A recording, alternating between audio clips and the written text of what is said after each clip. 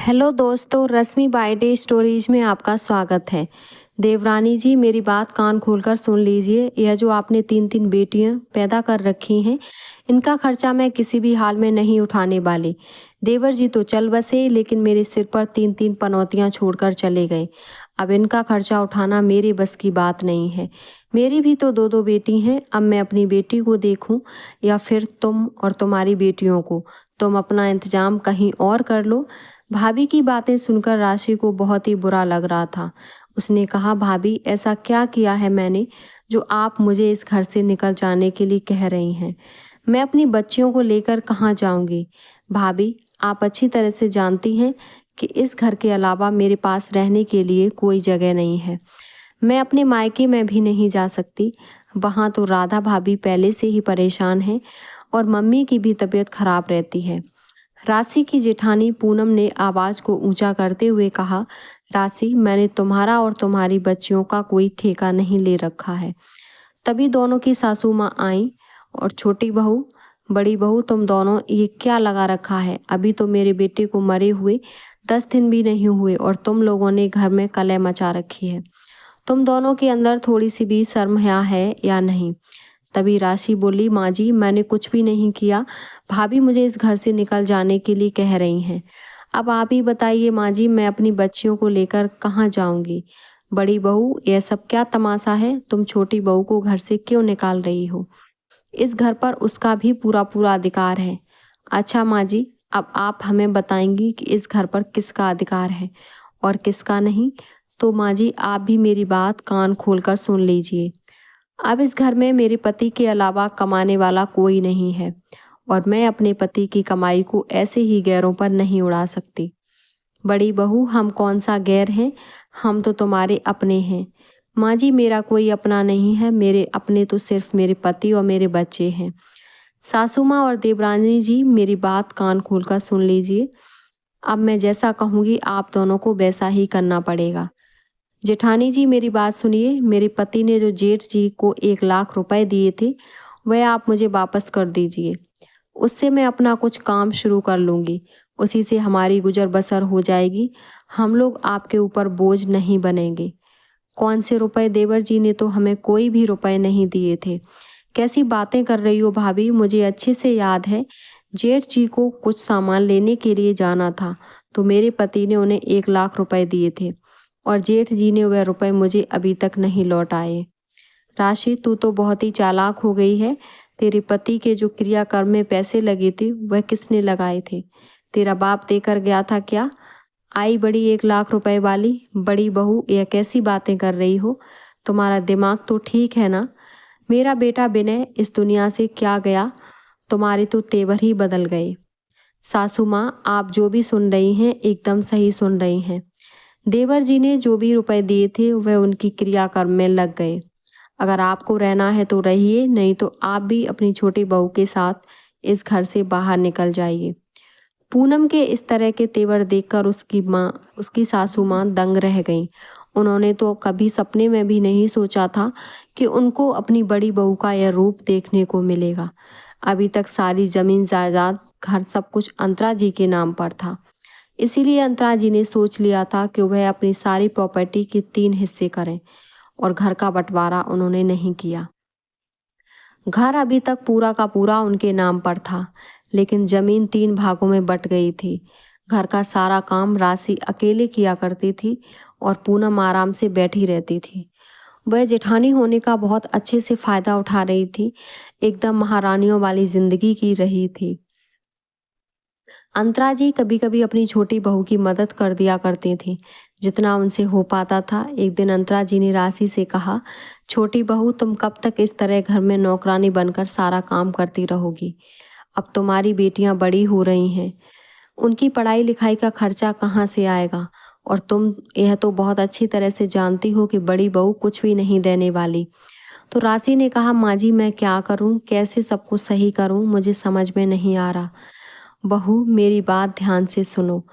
जो मेरा और तुम्हारा खेत है उसमें तुम सब्जी उगाना शुरू करो और फिर मेरा जो आगे वाला कमरा है उसमें तुम सारी सब्जी रखकर आराम से बेच सकती हो। थोड़ी बहुत देर मैं भी दुकान पर बैठ जाया करूँगी। इस तरह से हमारी कुछ आमदनी हो जाएगी और घर खर्चे में भी मदद मिल जाएगी। राशि को अपनी सासू माँ की बात बिल्कुल सही लगी, लेकिन राशि फिर सोचने लगी कि उसको सब्जी उगाना तो आता नहीं है, फिर वह कैसे करेगी। तो अंतरा जी ने बताया, बहू आजकल यूट्यूब पर सब कुछ मिल जाता है, वहाँ से देख लो सब्जी कैसे उगाते हैं और उसकी देखभाल कैसे करते हैं, कौन से सीजन में कौन सी सब्जी उगानी चाहिए, सब कुछ तुम्हें पता चल जाएगा। राशि की जेठानी अपनी सासू माँ की सारी बातें सुन रही थी। वह मन ही मन में सोच रही थी, ऐसा कैसे हो सकता है, मैं राशि के खेतों की सब्जियां बर्बाद कर दूंगी तो फिर वह क्या करेगी। राशि ने कई बार अपने खेतों में सब्जियां उगाने की कोशिश की, लेकिन उसकी जेठानी बार बार सब कुछ बर्बाद कर देती थी। वह कुछ ना कुछ ऐसा कर देती जिसकी वजह से राशि की सारी फसल चली जाती थी। फायदा होने के बजाय राशि का नुकसान हो जाता था। एक दिन राशि की जेठानी मार्केट जा रही थी, तभी उसका एक्सीडेंट हो गया और एक पैर टूट गया, जिसकी वजह से वह घर में बैठ गई, कहीं भी नहीं जा पाती थी। राशि को इस बात का बहुत ही दुख था कि उसकी जेठानी का पैर टूट गया। ऐसे भी घर का सारा काम तो राशि करती थी। इस बार राशि ने अपनी सब्जियों की फसल में टमाटर और मटर लगाए हुए थे। दोनों ही फसल बहुत अच्छी तरह से हुई थी। राशि ने दोनों सब्जियां पहले लगा दी थी, इसीलिए उसके टमाटर मटर बहुत अच्छे रेट में बिक जाया करते थे। अब उसकी जेठानी मन ही मन में भगवान को कोस रही थी कि हे भगवान, तुमने मेरे साथ क्या कर दिया, मेरा पैर तोड़ दिया और उसका मुनाफा पर मुनाफा करवाए जा रहे हो। राशि की बड़ी बेटी साक्षी 10th में पहुंच गई थी, इसीलिए वह बहुत ही मन लगाकर पढ़ाई कर रही थी, क्योंकि अच्छी तरह से जानती थी अगर वो बहुत अच्छे नंबरों से पास हुई तो आगे की पढ़ाई के लिए उसे स्कॉलरशिप मिल जाएगी। और जैसा उसने सोचा था बिल्कुल वैसा ही हुआ। वह अपने पूरे स्कूल में फर्स्ट आई थी, इसीलिए स्कूल की तरफ से भी उसे प्राइज में 5,000 रुपये मिला था।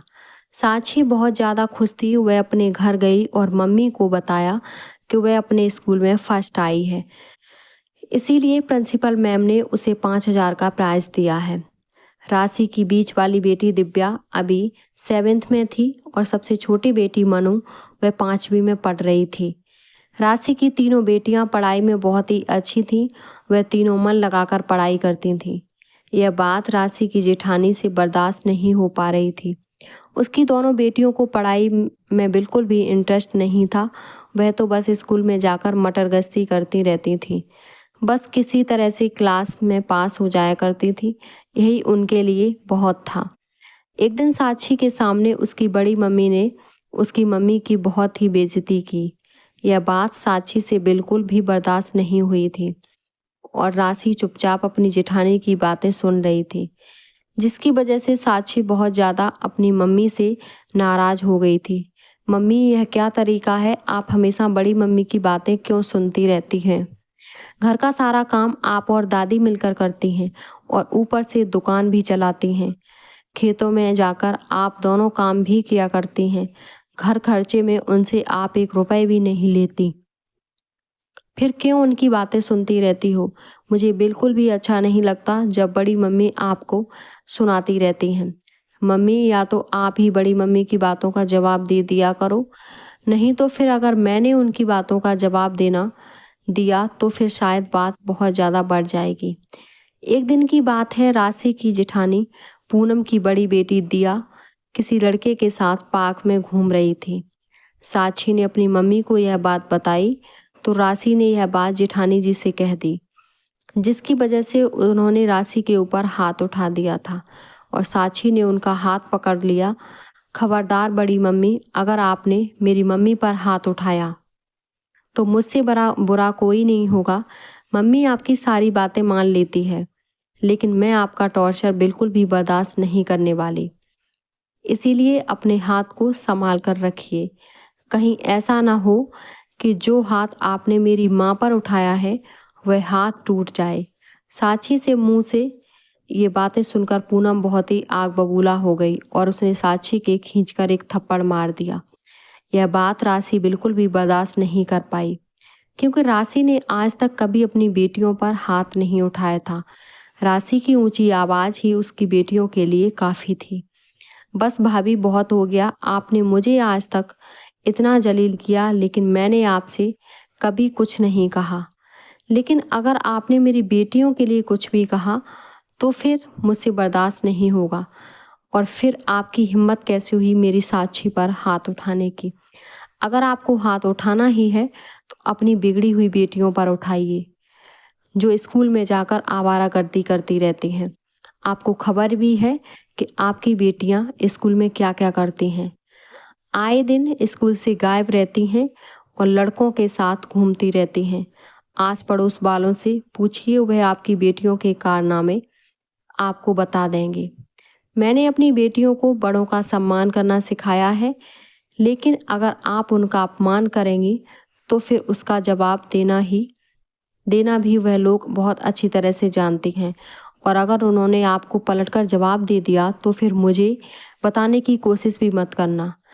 आज तो आपने मेरी बेटी पर हाथ उठा दिया, अगर आपने फिर कभी मेरी बेटी पर हाथ उठाया तो फिर मुझसे बुरा कोई नहीं होगा। याद रखिएगा, आप हमारी इस बात को दोबारा इस बारे में भी कभी आपसे कुछ नहीं कहूँगी। फिर मुझे कुछ ऐसा करना पड़ेगा जो शायद आपके लिए बिल्कुल भी अच्छा नहीं होगा। आज अंतरा जी को अपनी छोटी बहू की बातें सुनकर बहुत अच्छा लग रहा था कि चलो, कम से कम इसने अपनी बेटी के लिए तो आवाज़ उठाई, अपने लिए तो कभी आवाज़ नहीं उठाई। पूनम बहुत अच्छी तरह से समझ गई थी कि अब उसकी दाल उसकी देवरानी के सामने नहीं गलने वाली, क्योंकि अब उसकी बेटियां बड़ी हो रही हैं और उन्होंने अपने हक के लिए लड़ना शुरू कर दिया है। राशि अभी भी घर का सारा काम अकेले ही करती थी। वह किसी से भी कुछ भी नहीं कहती थी, लेकिन एक बात बहुत अच्छी थी कि अब पूनम ने अपनी देवरानी को परेशान करना बंद कर दिया था, क्योंकि वह बहुत अच्छी तरह से समझ गई थी कि अब अगर उसने कुछ भी किया तो इसका खामियाजा उसे ज़िंदगी भर भुगतना पड़ेगा, जो शायद उसके लिए बिल्कुल भी अच्छा नहीं होगा। राशि अपने ही खेतों में सब्जी उगाती थी, इसीलिए अच्छी खासी आमदनी हो जाती थी। अंतरा जी अब बहुत खुश रहने लगी थी। राशि अब अपनी कमाई के सारे पैसे अपने पास रखती थी, वह अपनी जेठानी को नहीं देती थी। राशि की बड़ी बेटी साक्षी का 10th कंप्लीट हो गया था और उसने अपना 10th बहुत ही अच्छे नंबरों से पास किया था। 99.2% उसके नंबर आए थे, जिसकी वजह से राशि और उसकी दादी बहुत ही खुश थी। और फिर उसने बीटेक के लिए इन एंट्रेंस एग्ज़ाम दिया, वह भी उसने क्वालिफाई कर लिया था। उसे वहीं लखनऊ से लगभग 10 किलोमीटर की दूरी पर कॉलेज मिल गया था और वह अपनी पढ़ाई करने लगी। साक्षी को बीटेक करते हुए 2 साल कंप्लीट हो गए थे और इधर दिव्या का भी 10th कंप्लीट हो गया था। वह बीए के साथ साथ अपनी सिविल की प्रिपरेशन करने लगी थी, क्योंकि वह सिविल सर्विस में जाना चाहती थी। दिव्या भी बहुत मन लगाकर पढ़ाई कर रही थी। वह भी हमेशा बहुत ही अच्छे नंबरों से पास हुई थी। सब कुछ बहुत अच्छे से जा रहा था। एक दिन अचानक अंतरा जी की तबीयत बहुत ज़्यादा खराब हो गई। उन्हें अस्पताल में भर्ती करना पड़ा। राशि के मायके से उसके भैया भाभी भी अंतरा जी को अस्पताल में देखने आए थे। उनसे थोड़ी बहुत जो रुपए पैसे की मदद हो पाई थी उन्होंने की थी। लगभग 1 हफ्ते अस्पताल में रहने के बाद अंतरा जी ठीक होकर घर वापस आ गई। इस 1 हफ्ते में अंतरा जी के ऊपर अच्छा खासा पैसा लग गया था। पूनम ने अंतरा जी के इलाज में पैसे देने से साफ मना कर दिया, इसीलिए राशि ने अपने किसी जानने वाले से रुपए उधार ले लिए थे और धीरे धीरे करके 6 महीने में उनके रुपए कर दिए। यही ज़िंदगी है और हमारी ज़िंदगी में उतार और चढ़ाव तो आते ही रहते हैं। वही राशि के साथ हो रहा था, कभी खुशी तो कभी गम। इसी तरह से ज़िंदगी कट रही थी। और साक्षी का बीटेक कंप्लीट हो गया और उसे लखनऊ की एक बहुत अच्छी कंपनी में नौकरी मिल गई। जब साक्षी ने अपनी माँ राशि को बताया कि उसकी नौकरी लग गई तो राशि की खुशियों का ठिकाना नहीं रहा। राशि ने अपनी सासू माँ को बताया कि साक्षी की बहुत अच्छी कंपनी में नौकरी लग गई है। यह जानकर दादी बहुत खुश हो गई। आज अंतरा जी और राशि मन ही मन में भगवान को धन्यवाद कह रही थी। आखिरकार उनकी मेहनत का पहला फल उनके सामने था, जो बहुत ही सुखदायक है। साक्षी अपने घर आ गई थी। वह बाहर हलवाई काका की दुकान से मिठाई लेकर आई थी। राशि और अंतरा जी ने साक्षी को बधाई दी और साक्षी ने अपनी माँ राशि और अंतरा जी को गले से लगा लिया। अंतरा जी की आंखों में आंसू आ गए थे, इसीलिए साक्षी ने कहा, क्या दादी, आज मेरी नौकरी लगी है, तब भी आपकी आंखों में आंसू? तो दादी ने कहा, बेटा, यह तो खुशी के आंसू हैं, क्योंकि आज तुम्हारी माँ की मेहनत सफल हो गई। नहीं नहीं दादी, सिर्फ माँ की मेहनत नहीं, आपने भी तो बहुत मेहनत की है मुझे यहाँ तक पहुँचाने में। यह मैं कभी नहीं भूल सकती। आपने हमेशा मेरी माँ का साथ दिया, इसीलिए मम्मी हमारे लिए इतना सब कुछ कर पाए। दादी, माँ अगर आप नहीं होती तो पता नहीं हमारा क्या हुआ होता। बड़ी मम्मी ने तो अब तक हमें घर से बाहर निकाल कर फेंक दिया होता। अंतरा जी ने कहा, छोड़ो ये सब पुरानी बातें, चलो हम लोग खुशियाँ मनाते हैं। यह बताओ तुम्हारी दोनों बहनें कब आ रही हैं? तो साक्षी ने कहा, दादी बस दोनों आती ही होंगी, मेरी फ़ोन पर उनसे बात हो गई है। और हाँ दादी, मैंने अभी तक उन दोनों को यह नहीं बताया कि मेरी नौकरी लग गई है। दिव्या और मनु जैसे ही घर में आई तो साक्षी ने उन्हें बताया कि उसकी नौकरी लग गई है। दोनों बहनें साक्षी के गले लग गईं और उसको बधाई दी। साक्षी अब नौकरी पर जाने लगी थी और घर के हालात धीरे धीरे करके अच्छे हो गए थे। इधर राशि की जेठानी ने अपनी बेटी के लिए लड़का देखना शुरू कर दिया। वह जहाँ भी लड़के के लिए पता करती तो उसकी बेटी के कारनामे वहाँ पहले ही पहुँच जाते। इसीलिए पूनम बहुत ज़्यादा परेशान हो गई थी। उसे समझ में नहीं आ रहा था कि वह अपनी बेटियों की शादी कैसे करे, और फिर उसकी उम्र भी तो हो रही थी। पूनम जहाँ कहीं भी जाती उसे सिर्फ अपनी बेटियों के किस्से सुनने को मिलते, जो अब उसकी बर्दाश्त से बाहर हो रहे थे। उसे बिल्कुल भी समझ में नहीं आ रहा था कि वह क्या करे, लेकिन उसकी बेटियों पर इसका बिल्कुल भी असर नहीं था। वह तो अभी भी अपनी मस्त मौला जिंदगी जी रही थी। आज पूनम को रह रहकर राशि की बात याद आ रही थी। उसे बहुत ही पछतावा हो रहा था कि उसने राशि की बात क्यों नहीं मानी और अपनी बेटियों पर कंट्रोल क्यों नहीं किया। जहाँ राशि की बेटियां प्रगति पर कर रही थीं, वहीं पूनम की दोनों बेटियां उसका नाम डुबा रही थीं।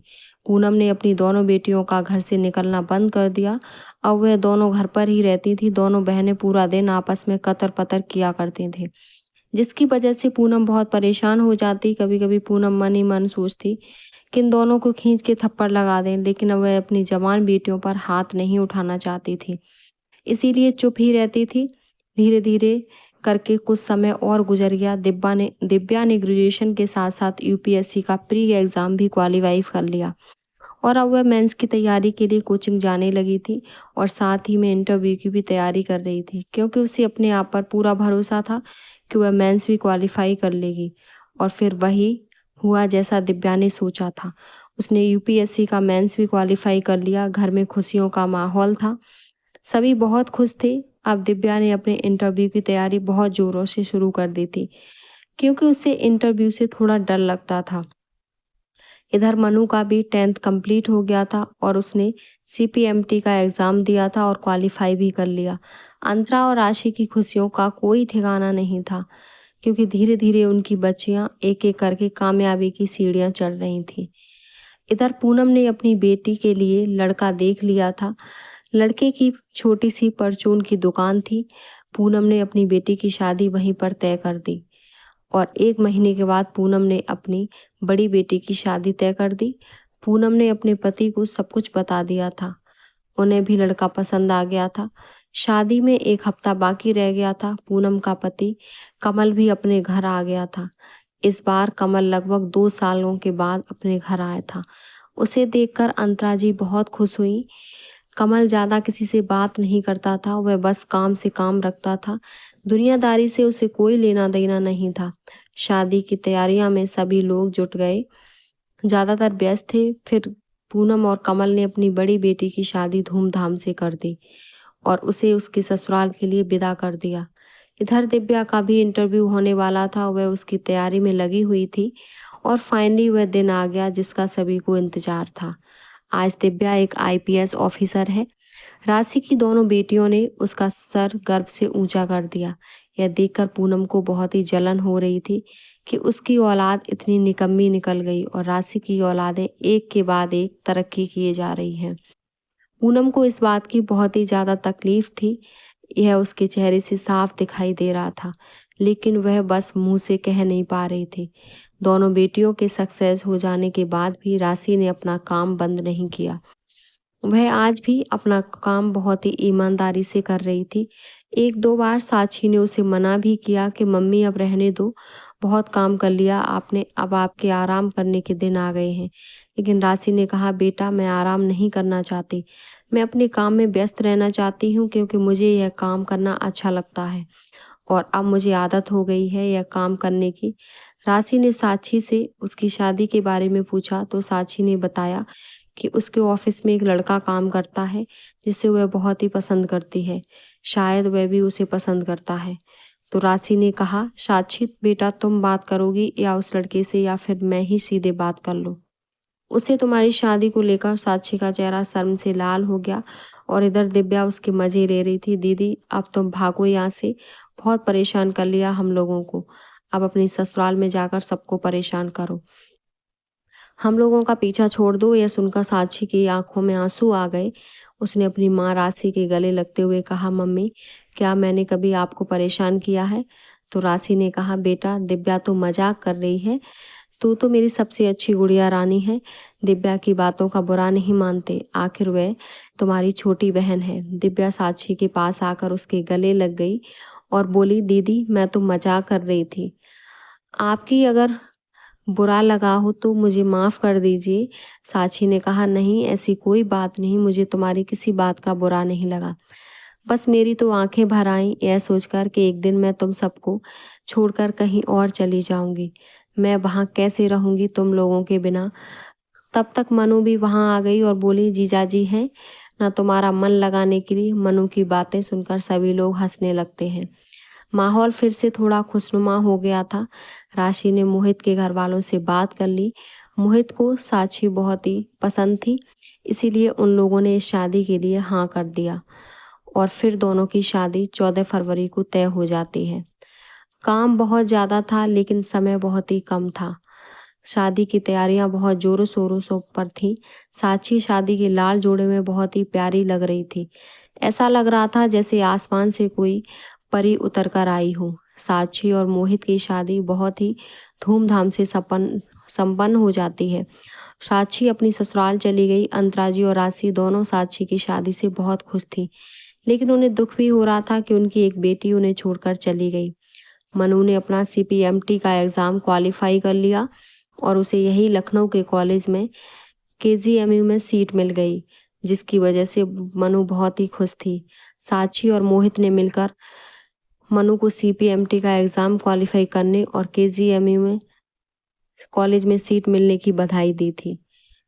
आज राशि की तीनों बेटियां अपने पैरों पर खड़ी हो गईं। बड़ी बेटी साक्षी इंजीनियर और बीच वाली बेटी दिव्या IPS ऑफिसर और सबसे छोटी बेटी मनु डॉक्टर बन गई। जब यह तीनों छोटी छोटी थीं तो राशि ने कभी भी नहीं सोचा था कि उसकी तीनों बेटियां उसका नाम इतना रोशन कर देंगी। आज हर कोई राशि को बहुत ही सम्मान देता है और उसकी मेहनत की तारीफ भी करता है। इधर पूनम की बड़ी बेटी ने अपने ससुराल में कोहराम मचा दिया था। उसने वहां पर सबका जीना हराम कर दिया था। वह घर का कोई काम नहीं करती, पूरा दिन आराम से बेड पर पड़ी रहती और अपनी सास के साथ झगड़ा किया करती थी। घर का सारा काम उसकी सासू माँ किया करती थी। कभी कभी इन दोनों का झगड़ा इतना बढ़ जाता कि एक दूसरे को मरने मारने पर उतारू हो जाते। इसीलिए पूनम के दामाद ने उसकी बेटी को घर से निकाल दिया और वह अपने घर वापस आ गई। पूनम को समझ में नहीं आ रहा था कि वह अपनी बेटी को ससुराल कैसे भेजे। पूनम को अंदर ही अंदर यह चिंता खाई जा रही थी कि अगर उसकी बड़ी बेटी अपने ससुराल वापस नहीं गई तो फिर उसकी छोटी बेटी की शादी कैसे होगी। इसी चिंता की वजह से पूनम की तबीयत खराब रहने लगी थी।